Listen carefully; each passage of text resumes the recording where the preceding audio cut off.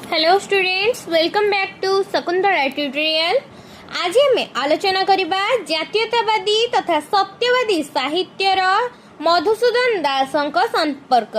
मधुसूदन दास केबे जन्म ग्रहण करथिले, केबे मृत्युवरण करथिले, कौन सब रचना करथिले, सही विषय रे आलोचना करबा। आपण माने जदि आम चैनल को सब्सक्राइब करना दी जल्दी जल्दी सब्सक्राइब करनियंतु।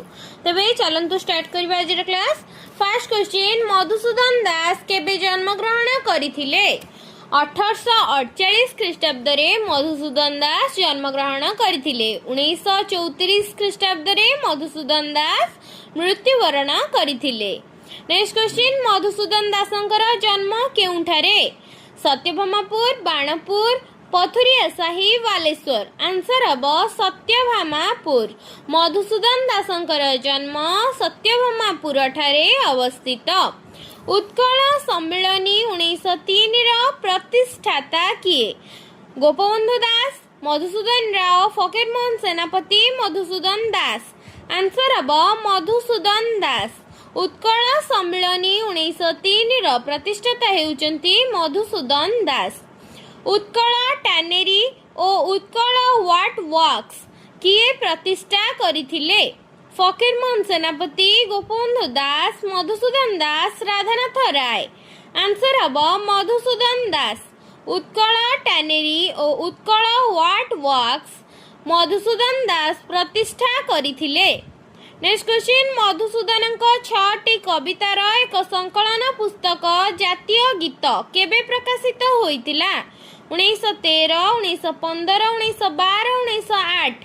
आंसर हम 1915। मधुसूदन दासंकर 6टी कवितार एक संकलन पुस्तक जातीय गीति 1915 रे प्रकाशित होइतिला। कुलवृद्ध नाम रे किए परिचित? मधुसूदन दास, मधुसूदन राव, राधानाथ राय, गोपबंधु दास। आंसर हम मधुसूदन दास। कुलवृद्ध नाम रे मधुसूदन दास परिचित अटंती। जाति प्रेम बन्ही प्रज्वलित कर, स्वार्थ को दिय आहुति, स्वार्थमेध यज्ञे चारिआडे नाच, छाती को मिसाई छाती। एही उक्तिटी किए लिखिछंती? गोपबंधु दास, मधुसूदन दास, फकीरमोहन सेनापति, मधुसूदन राव। आंसर हम मधुसूदन दास। जाति प्रेम बन्ही प्रज्वलित कर, स्वार्थ को दिय आहुति, स्वार्थ मेध यज्ञे चारिआडे नाच, छाती को मिसाई छाती। एही उक्तिटी मधुसूदन दासंक द्वारा रचित। नेक्स्ट क्वेश्चन, माँ माँ बोली जेते मु खोजिली माँ को पाइली नहीं, भाई भाई बोली जेते मु डाकिली नदेले उत्तर केही।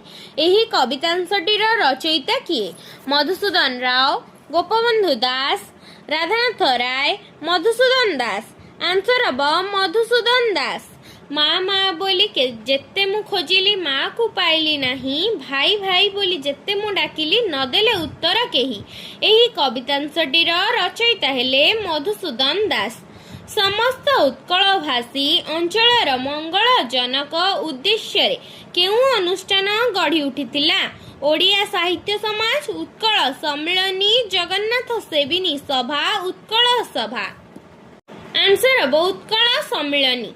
समस्त उत्कल भाषी अंचलर मंगलजनक उद्देश्य पाई उत्कल सम्मेलनी अनुष्ठान गढ़ी उठिथिला।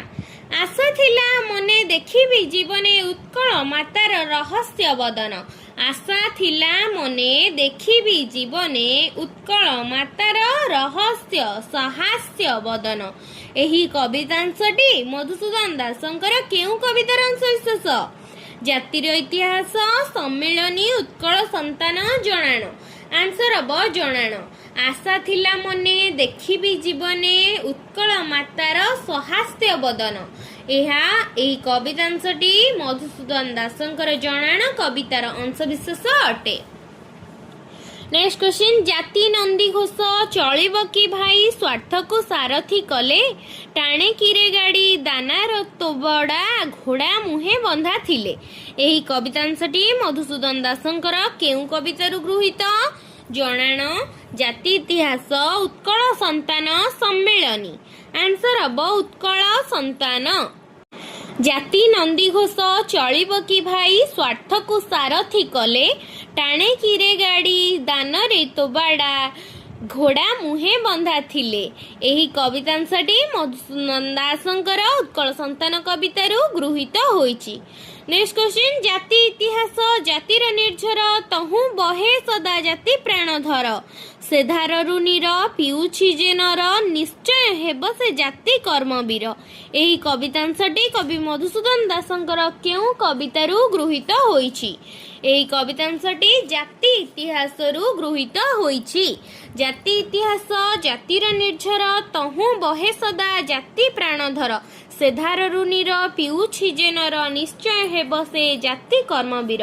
ଏହି କବିତାଂଶଟି କବି ମଧୁସୂଦନ ଦାସଙ୍କର କବିତାରୁ ଜାତି ଇତିହାସ କବିତାରୁ ଗୃହୀତ ହୋଇଛି।